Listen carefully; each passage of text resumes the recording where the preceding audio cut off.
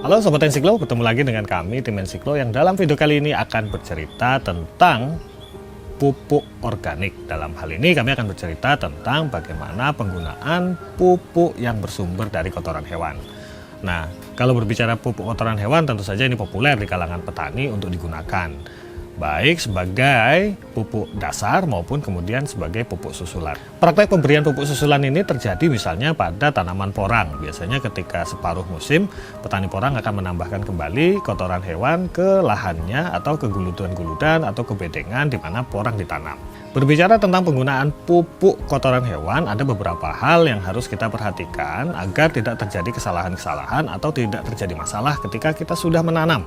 Yang pertama, ketika kita berbicara pupuk kotoran hewan, maka harus dipastikan bahwa pupuk kotoran hewan tersebut adalah pupuk yang sudah matang atau sudah dingin. Nah, istilah matang dan dingin ini sebenarnya mengindikasikan dua hal.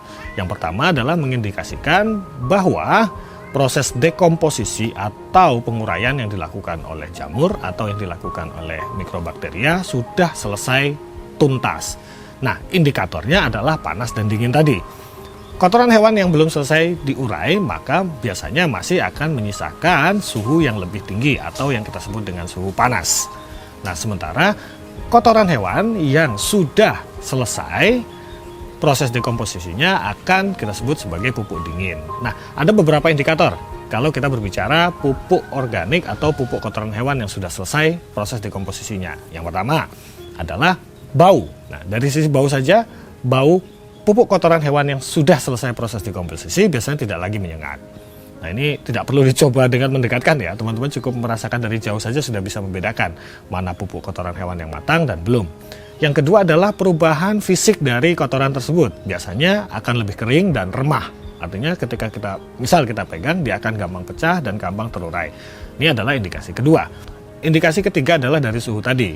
Kohe atau kotoran hewan yang masih belum selesai proses dekomposisinya akan relatif bersuhu lebih tinggi. Nah, dari indikasi-indikasi tersebut, teman-teman bisa memperhatikan dengan seksama apakah pupuk yang disiapkan sudah cukup atau sudah bisa digunakan ke lahan. Nah, proses dekomposisi ini bisa saja terjadi secara alamiah, artinya kita biarkan lama-lama juga akan selesai proses dekomposisinya. Tapi bisa juga kita percepat. Proses percepatan ini bisa dibantu dengan bakteria-bakteria pertanian yang disiapkan atau dibantu dengan jamur. Untuk proses dekomposisi atau lebih kerennya umumnya digunakan proses fermentasi pupuk kotoran hewan, maka teman-teman bisa menggunakan atau membeli bakteri dari pasaran. Ada banyak merek, silahkan dipilih. Kalau kami menggunakan yang kami gunakan sendiri, atau teman-teman bisa, kalau teman-teman mencermati video kami sebelumnya, bisa menggunakan bakteri yang bersumber dari PGPR. Itu saja sudah cukup. Nah, yang kedua bisa menggunakan jamur. Beberapa proses fermentasi yang dilakukan pada kotoran hewan, salah satunya akan menggunakan jamur Trichoderma. Selain membantu proses dekomposisi, keberadaan Trichoderma akan membantu kita nantinya dalam proses pencegahan jamur-jamur yang ada di lahan. Biasanya, nanti saya akan juga bicarakan, pupuk kandang atau pupuk kohe yang belum selesai proses dekomposisi akan membawa penyakit-penyakit. Nah, berbicara pemberian atau penggunaan pupuk kandang yang belum selesai fase dekomposisinya atau belum matang atau belum dingin, maka ada beberapa risiko yang bisa kita terima ketika kita paksakan untuk berada di lahan. Yang pertama, risiko kematian atau setidaknya tanaman mengalami stres. Ini akibat dari proses dekomposisi biasanya menaikkan suhu pada kotoran tersebut. Jika kotoran itu berada di sekitar perakaran atau tanaman, maka risikonya tanaman setidaknya mengalami stres atau pada kondisi yang fatal bisa mengalami kematian.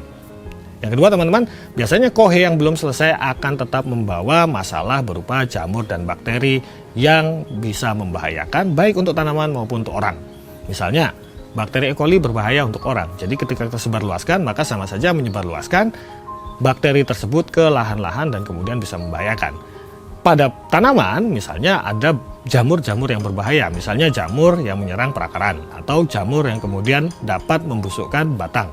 Nah, ini bisa dibawa juga oleh kotoran hewan yang belum sempurna atau belum selesai difermentasi. Nah, yang ketiga, teman-teman, tidak pada semua jenis kohe. Salah satu masalah yang timbul kalau kita tidak fermentasi atau tidak dimatangkan dahulu pupuknya adalah masih membawa bibit gulma. Nah, biasanya kohe ini bersumber dari hewan-hewan seperti sapi dan kambing yang kadangkala memakan tanaman yang masih memiliki biji-bijian. Sehingga kemudian memasukkan pupuk sama saja kadang-kadang dengan memberi gulma ke dalam lahan. Nah, yang terakhir, kekurangan dari pupuk yang belum didekomposisi secara sempurna adalah unsur haranya belum maksimal. Kenapa saya bilang begitu? Karena sebagian masih berupa karbon organik mentah. Artinya masih butuh pengolahan lebih lanjut. Nah, jika teman-teman ingin menggunakan pupuk mentah ini ke lahan, maka sebaiknya dilakukan satu, fermentasi di lahan. Teman-teman bisa melihat video bagaimana penyiapan lahan hortikultura yang sudah kami buat dan upload pada beberapa waktu yang lalu. Nah, yang kedua, jika teman-teman ingin melakukan itu, maka pastikan pupuk diletakkan di lahan minimal mencukupi waktu untuk terjadi dekomposisi di lahan tersebut. Saya menyebutkan setidaknya 14 hari, tapi seringkali 14 hari tidak cukup, tergantung dengan ketebalan dan jumlah pupuk yang ada di sana, serta jumlah bakteri atau pengurai lainnya yang ada di dalam tanah. Baik teman-teman, itu tadi kiat dan bagaimana sebaiknya kita menggunakan pupuk organik berupa kotoran sapi. Jangan sampai salah gunakan yang dapat berakibat fatal pada tanaman. Kami juga sudah mengalaminya kok, jadi teman-teman nggak usah takut. Baik, sampai jumpa pada video selanjutnya. Semoga bermanfaat. Salam.